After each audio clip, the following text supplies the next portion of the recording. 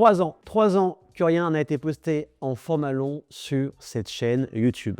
Mais que s'est-il vraiment passé? Spoiler, beaucoup, mais beaucoup de choses. Et si vous tombez par hasard sur cette chaîne YouTube, vous allez vous dire, mais qu'est-ce qu'il a à dire ça avec ses seulement 180 abonnés? Et bien vous savez quoi, au final, vous n'avez pas vraiment tort. Mais je voulais faire cette vidéo, ce format long sur YouTube, une vidéo qui est beaucoup plus personnelle, une vidéo où j'avais envie de parler de ce qui s'est passé en 3 ans, car il y a eu énormément de changements à la fois dans la vie professionnelle, mais également dans ma vie personnelle. À la fois des bonnes choses, des très bonnes choses, des déceptions, des désillusions, du changement de vie perso, mais aussi professionnel. On va revenir sur ça durant toute cette vidéo. Mais avant de passer à la suite, sur ce qui s'est vraiment passé durant ces 3 dernières années, la dernière vidéo YouTube date de décembre 2022. C'était pour une sorte de FAQ dans une autre maison, dans un autre lieu de vie, dans une autre dynamique. Donc on va revenir sur tout ça. Je vais revenir sur tout ça. Mais en attendant, pensez d'abord à vous abonner, à liker et à commenter cette vidéo. N'hésitez pas à dire ce que vous pensez de ce face cam où je suis beaucoup plus naturel, beaucoup plus, on va dire, il y a moins de préparation. J'ai juste quelques notes pour rien oublier et pour que cette vidéo, en fait, je respecte tout ce que je voulais dire. Donc n'hésitez surtout pas, et bien sûr, à partager et à commenter. N'hésitez pas aussi à me poser des questions si vous le souhaitez dans la vidéo. Tant qu'il y a du respect, je répondrai à tout le monde. Il n'y aura aucune censure. D'abord, j'aimerais vous poser une petite question. Vous, en 3 ans, qu'est-ce qui s'est passé dans votre vie, que ce soit personnel, que ce soit professionnel? N'hésitez pas à me dire ça en commentaire, je serais ravi de vous lire et je serais heureux de savoir ce qui s'est réellement passé aussi pour vous, parce qu'en 3 ans, en tout cas, en ce qui me concerne, il y a eu énormément de changements, changement de vie radical, je vais tout vous dire bien évidemment. Mais voilà, on se dit en regardant dans le rétroviseur, en 3 ans, il peut se passer énormément de choses. Juste pour resituer, si vous venez de débarquer sur cette chaîne YouTube, si vous ne me connaissez pas vraiment ou juste de vue, je vais faire un petit rappel vite fait.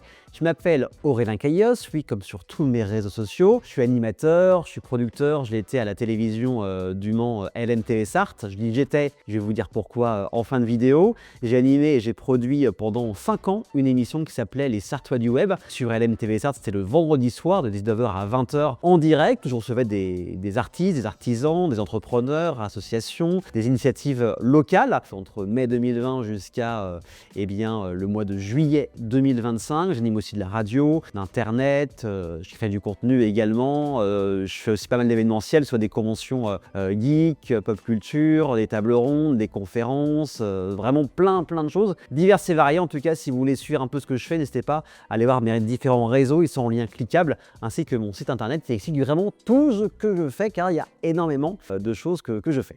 En 3 ans, il y a eu énormément de choses. Je vous rappelle, en fait, la dernière vidéo YouTube que j'ai pu faire en format long, c'était au mois de décembre 2022. C'était à la période de Noël. En 2022, donc voilà, on allait arriver en 2023. Et il faut savoir que l'année 2023, c'était une année, on va dire, charnière, qui a eu énormément de changements. Un peu avant, je m'étais dit, tiens, je vais essayer de me lancer sur YouTube, vu que maintenant, je gère bien le montage, je gère l'écriture, l'animation des différentes vidéos YouTube, grâce aussi aux émissions, et je décide de proposer des dossiers, on va dire, sur les films, sur les séries, sur les jeux vidéo, avec par exemple des caméos, une sélection de films musicaux, de comédies romantiques. Bref, je vais me tester à d'autres formats. J'ai eu plutôt des bons retours, mais j'ai vite arrêté parce que je me suis dit, au bout, je crois, de 10-11 vidéos, ouais, enfin, entre l'écriture, le tournage, le montage, quand on style au niveau des 200 vues, quand tu bosses pendant 5 heures sur une vidéo et que tu vois que tu as juste 200 vues, tu fais bon, est-ce que ça vaut vraiment le coup que je perde mon temps, que j'utilise mon temps pour au final avoir un résultat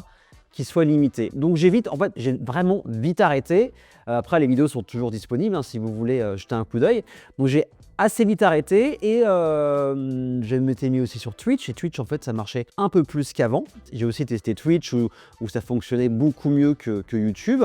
Mais il y a 3 ans, j'étais avec quelqu'un, j'avais une maison, bref, j'avais, on va dire, les cases qui étaient cochées, mais tout ne se passait pas vraiment dans le meilleur des mondes. J'avais du coup, au niveau d'abord du travail, j'avais mon émission à la télévision du Mans, mais malheureusement, on ne peut pas uniquement vivre d'une émission hebdomadaire sur une chaîne locale. Donc j'avais quelques missions ponctuelles en événementiel, mais c'est du genre, par exemple, remise de prix, remise de diplôme, donc c'est un truc qui arrive une fois tous les ans. Donc j'avais quelques trucs, on va dire, réguliers certains mois. Je ne pouvais pas uniquement vivre de ça, donc j'avais un boulot alimentaire où j'ai travaillé pendant des années au Pâté du Mans comme agent polyvalent, vente de tickets, confiserie, les stocks, etc., etc. au niveau de l'accueil des différents clients. Et on va dire que commençais aussi à en avoir marre au niveau du boulot, de ce boulot alimentaire, et moi je voulais entièrement vivre de ma passion, de l'animation, de la télé, de la radio, de l'événementiel. Et donc, au niveau personnel, ça ne se passait pas très bien. Tant dire les choses,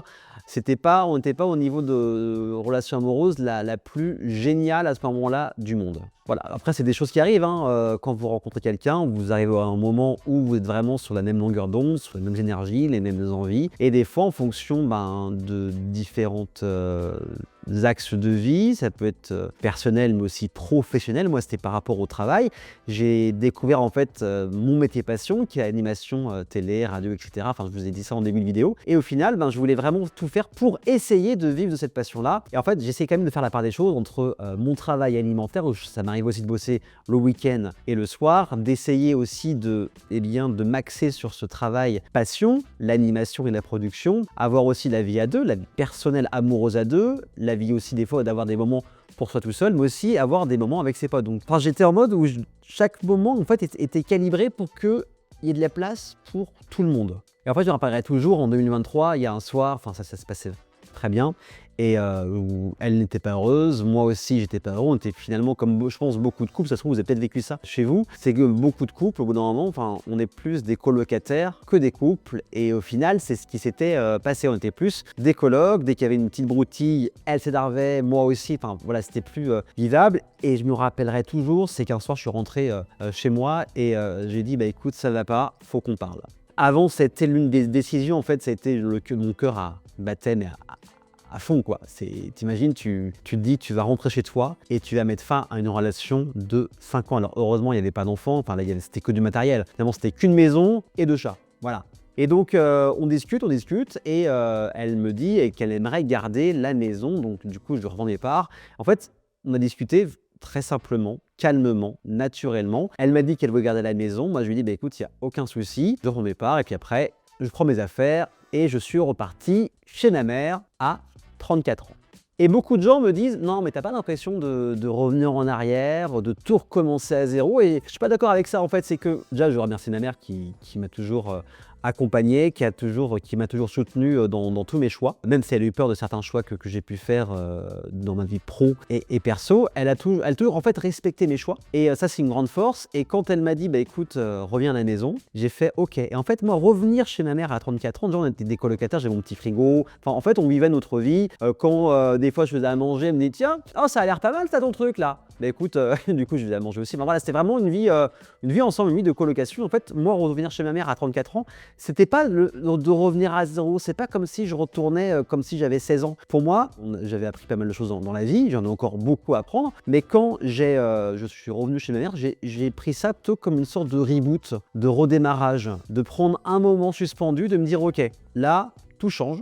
T'as plus de maison, tu retournes chez ta mère. Dans 2 mois, tu quittes ton travail alimentaire, parce que je n'ai pas dit, mais j'allais quitter mon travail alimentaire fin novembre, mais sans rupture conventionnelle. Donc du coup, pas de droit au chômage, rien du tout, je saute dans le vide. Donc voilà, il y a eu beaucoup de changements, vous voyez, en vraiment très peu de temps. Mais en fait, c'était un moyen aussi d'avoir moins de charge mentale, de penser à autre chose, de prendre aussi un peu de temps pour moi et d'essayer de travailler sur ce projet, de vivre entièrement de l'animation, du montage vidéo, de l'événementiel, enfin de plein de choses différentes, quoi. Je reviens chez ma mère en 2023. Et en fin d'année 2023, là, je me dis, tiens, je quitte le Pâté. Depuis 3 ans, maintenant, je dis pas que je suis une figure de la Sarthe, mais je commence à faire mon petit nom. Les gens commencent un peu à me connaître avec mes émissions, les différents événements que je fais, aussi différentes rencontres avec des réseaux d'entrepreneurs. Et je me suis dit, j'ai des contacts, ça devrait bien se passer. Autant vous dire que, Les contrats ne se sont pas enchaînés à la suite, hein. Ça a été très compliqué. Et au moment où je démissionne du pâté, j'avais toujours mon émission, mais sauf que la chaîne télé LMTV Sarthe commençait à avoir des soucis financiers et donc des retards de paiement. Voilà, la vie indépendante commence très bien. Pas du tout stressante. Parce qu'aussi par respect, j'ai continué aussi à payer les traites pour la maison. J'ai eu quand même des contrats, hein. J'ai animé, comme je fais depuis maintenant quelques années, eh bien une remise de diplôme pour la Fab Academy. Ce sont des formations et dans tout ce qui est métier de l'industrie. J'ai travaillé avec Charlie Frigo, avec qui je travaille encore en ce moment. On avait tourné, j'avais réalisé et monté sa vidéo entretien avec Danny Leprince du quadruple meurtre de Tourrier-sur-Douai en 1994. On a eu un entretien avec lui et une interview. Donc j'ai fait ça pour lui, j'ai fait des vidéos corporate, d'autres événements, mais bon, c'était limite, j'avais à peine un SMIC vraiment en charbonnant pour pouvoir avoir plein de contrats différents. Donc là, ça allait être très compliqué. Et un jour, une amie, Estelle, m'envoie un post, un lien d'un boulot en tant que freelance. C'était pour bosser en tant qu'animateur marketing. Bon, c'est un nom un peu pompeux pour dire juste animateur, tu mets ton stand pour parler de covoiturage. L'entreprise s'appelle Carrosse, donc c'est une entreprise de covoiturage quotidien, domicile, travail. Donc en fait, c'était plutôt bien payé. C'était pas le boulot que je rêvais, mais c'est un truc qui était plutôt bien payé pour ce qu'on allait faire. Donc j'ai présenté dans différentes entreprises, l'entreprise Carrosse pour parler de covoiturage quotidien, domicile-travail. J'ai fait ça pendant 3 mois. C'était pas fou, mais bon, ça payait quand même les factures, il fallait quand même bouffer. Parce qu'il y a aussi cette volonté de revenir avoir un nouveau chez soi, d'avoir un nouveau lieu de vie pour redevenir indépendant et surtout pas être sur le toit de ma mère pendant des années. Donc au total, je suis resté vraiment 6 mois chez ma mère. Donc là, je trouve un appart. Je trouve un appart à 20 km du Mans, entre Le Mans et Tours. Et quitte à trouver un travail, autant que ce soit un travail qui soit dans mes cordes, un travail qui soit dans ce que je sais faire et surtout ce que j'aime faire. Et ma mère, oui, encore elle, m'envoie une annonce comme quoi une radio locale, c'est entre Le Mans et Tours, exactement à Château-du-Loir, qui s'appelle Contact FM, recherche un animateur, technicien et journaliste en 35 heures semaine pour un CDD d'1 an. C'est pile ce que je voulais. Donc ma mère m'envoie du coup ce post Facebook. Tout de suite, j'envoie mon CV, une lettre de motivation. Il fallait vraiment que j'ai un entretien, il fallait vraiment que je fasse ce travail, quoi. Enfin, c'est quand vous travaillez dans les médias, les places sont assez rares. Donc c'est assez compliqué de trouver du boulot. Donc voilà, je trouve cette annonce, j'envoie un mail. Le lendemain, on me rappelle, on me dit bonjour, votre profil nous intéresse, vous êtes disponible quand pour qu'on puisse se voir. Du coup, on fixe un rendez-vous la semaine d'après. Je fais l'entretien et là, vice-président de la radio, comme c'est une radio associative, me fait « Pourquoi un mec comme vous irait dans une radio comme la nôtre ?» Et là, sur le coup, j'ai fait franchement, je sais plus du tout ce que j'ai dit. Et au final, voilà, l'entretien dure une petite heure. Je fais une sorte d'essai sur une chronique au micro pour aussi qu'il puisse jauger, hein, voir si je vaux le coup. Les jours passent et là, on me rappelle et on me dit « Ce Caillos, vous avez le poste ». En fait, pour être honnête, c'est que c'est de retour à un travail salarié et c'est vrai qu'on prend le pli aussi quand on est indépendant de faire à peu près ses propres horaires, etc. Mais je me suis dit, c'est une chance unique et surtout un moyen aussi de découvrir une partie des départements que je ne connaissais pas. Moi, j'étais plus animateur et moins dans l'aspect journalistique. Donc là, j'ai été à des conseils municipaux, à des conseils communautaires, j'ai fait des interviews politiques, certes locales avec des maires, mais en fait, j'ai vraiment amélioré, j'ai augmenté mes compétences en termes d'interview. Ça, vous pouvez passer directement du vide-grenier du coin à un festival, à des initiatives locales, à de la politique. Donc vraiment, j'ai appris énormément de choses. En plus, en animant aussi une matinale en direct. Donc c'était vraiment une évolution dans le travail d'animateur et de journaliste. Et du coup, j'ai fait ça. J'ai été pendant 1 an et demi dans cette radio-là. Vous vous rappelez quand je disais tout à l'heure, j'avais du mal à avoir des contrats, etc. Et bien, au moment où j'ai ce boulot en 35 heures à la radio, toujours en continuant la télévision, donc on est à peu près sur du 42 heures semaine minimum, là, les contrats n'ont pas arrêté, je vous jure. Limite, mon appartement à Écomois ne me servait juste qu'à dormir et à manger. C'est tout. Enfin, je vais pas me plaindre, hein, c'était vraiment génial parce que je vivais vraiment de ma passion, c'était vraiment fou. Mais au bout d'un moment, tu dis, ouais, c'est marrant, quand j'ai du temps libre, en fait, j'avais rien du tout. Et là où j'ai quasiment plus de temps pour moi, bah là j'ai plein de contrats, donc j'ai fait pas mal de choses différentes, des tables rondes pour la ville du Mans, j'ai fait d'autres salons, etc. J'ai pu rencontrer Samuel Etienne, la streameuse Lupiot, entre autres. Donc voilà, ça a été pendant là, j'étais vraiment blindé, mais c'était cool et j'ai pu aussi évoluer et m'améliorer dans mon métier, en tout cas j'espère, d'animateur. Donc voilà, je reviens à la vie de célibataire, le boulot, je revis seul, ben voilà, le boulot, les copains, bref, je revis une vie voilà, à 35 ans, tranquillou, et ça c'était plutôt cool. Mais il y a un truc que je n'ai pas vu venir. À votre avis, on dit toujours l'amour tape à la porte au moment où on ne s'y attend pas du tout. Alors, c'est une phrase bateau, une phrase débile, je sais, mais c'est vrai.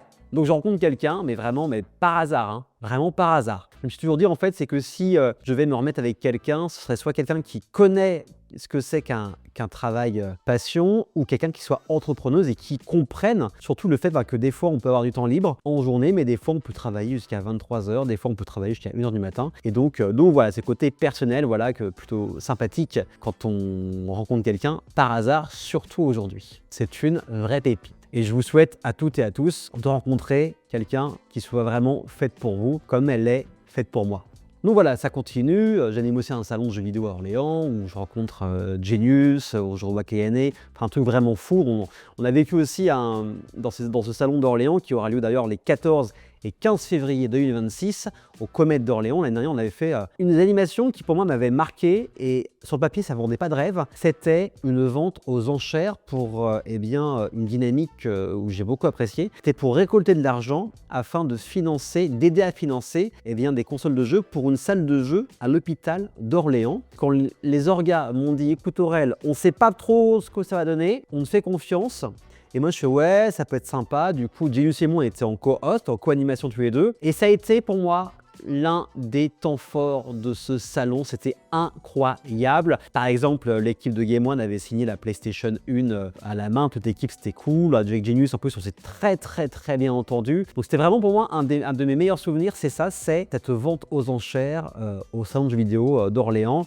Et j'espère l'année prochaine, vu que je reviens, qu'on refera la même chose, mais encore plus loin. Et je remercie aussi tous les stands qui ont donné des articles afin qu'on puisse les vendre aux enchères. Et du coup, on a récolté, je crois, un peu plus de 1 500 € pour aider à financer des consoles de jeux. Je crois que c'était des Switch pour le CHU d'Orléans. Donc voilà, ça c'est quand même un truc qui s'applaudit. Les mois passent et là on arrive à l'été 2025, donc vraiment il n'y a pas si longtemps que ça que j'anime une émission que je produis aussi sur la chaîne télé LNTV Sarthe, une émission qui s'appelle Les Sartois du Web, et j'en étais à ma 5e saison. Logiquement je devais faire ma 6e saison, car en juin on a arrêté la saison plus tôt parce que pour X et Y raisons, à la fois financiers mais aussi d'effectifs, on a arrêté plus tôt, mais à la base je devais aller dans faire une 6e saison. J'étais dans la boucle des mails pour fixer un rendez-vous de réunion pour bien préparer cette nouvelle saison qui allait arriver. Donc l'été passe, je continue la radio, je finis mon contrat à la radio début août, parce qu'il y a aussi d'autres choses qui allaient se mettre en place. Avec Charlie Frigoul, que je vous ai parlé tout à l'heure, qui est lui animateur, qui a surtout une chaîne YouTube, deux chaînes YouTube, sa chaîne principale où il a plus de 100 000 abonnés, il parle de faits divers, de true crime, de disparition. Et je bosse avec lui sur sa seconde chaîne YouTube où je monte toutes ses vidéos, tous ses vlogs. Et l'été, Charlie, en fait, il est responsable d'animation pour les campings Flower, camping 4 étoiles. Et là, il allait à la Tranche-sur-Mer. L'équipe en matière de communication, de marketing de Flower tombe sur ses vlogs et dit « Oh, c'est trop bien et tout ». Et du coup, là, on se dit, il nous dit « Il y a moyen que vous fassiez un truc ?» La chaîne a été créée début juin. En un mois, on a une proposition. Et en fait, on a proposé un truc. Et du coup, je me suis retrouvé à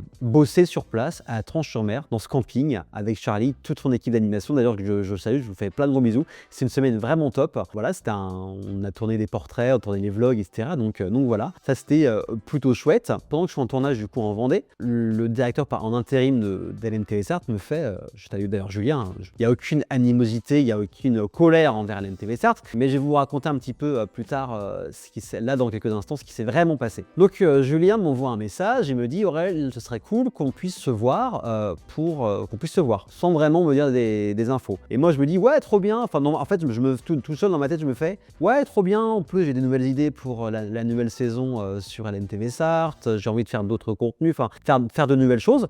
Et on se fixe un rendez-vous et là je vais au bureau de LNTV Sarthe, Julien m'offre le café, on parle et au bout de 5 minutes il me fait Aurel, ton émission on l'arrête. Celle-là, je vais vous dire un truc, je ne l'ai pas vu venir. Ah, vraiment, j'étais comme ça.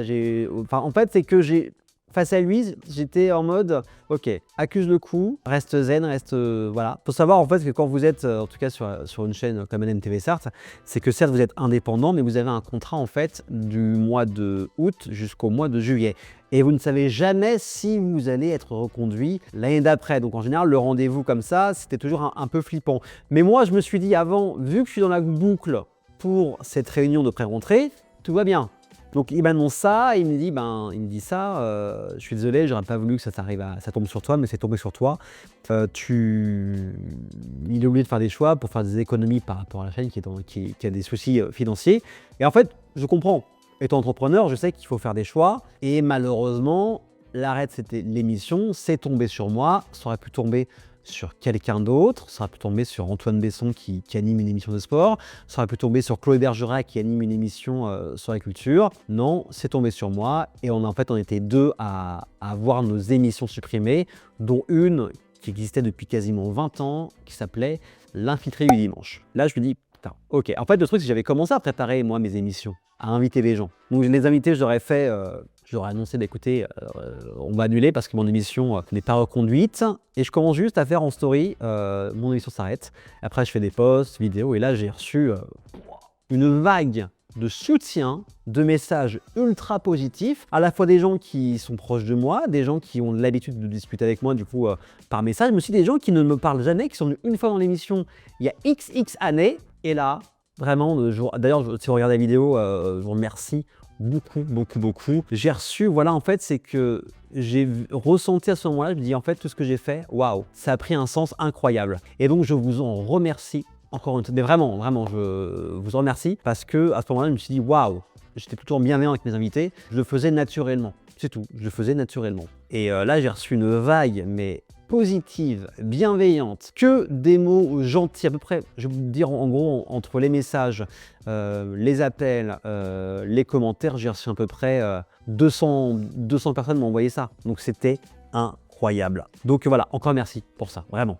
Je le dis encore, mais ça m'a fait un bien fou. En fait, j'ai une sorte de petite déprime, pas au moment où j'ai appris que ça s'arrêtait, mais à peu près 10 jours après, où là j'ai eu le contre-coup, où j'étais pas très bien.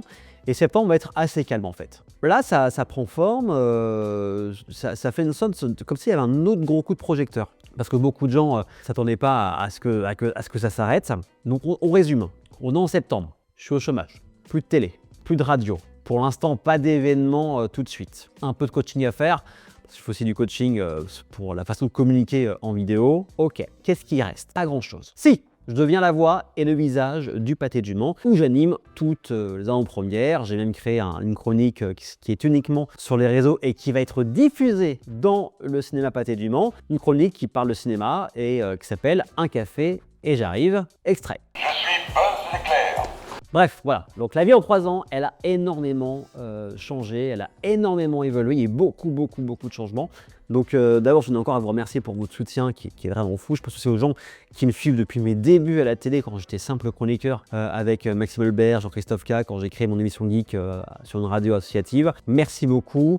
En termes de choses que je peux vous dire, de projets qui vont arriver, même qui sont là à l'heure où j'enregistre la vidéo, qui sont déjà annoncés. J'ai le plaisir de vous annoncer que j'ai co-créé un média qui est à la fois local, mais pas que, on va pas s'arrêter aux frontières sartoises. Un média qui s'appelle Memento, vous pouvez retrouver d'ailleurs toutes les informations ici en description, avec plusieurs types de formats, des interviews, du podcast, des reportages terrain, bref, pas mal de choses diverses et variées. On est très content du démarrage. Les premiers épisodes sortiront pour début 2026. On travaille ça depuis début septembre. Donc là, on est encore en cours de rodage. On enregistre les premiers épisodes sur la deuxième partie du mois de novembre. En tout cas, on a hâte de vous présenter tout ça.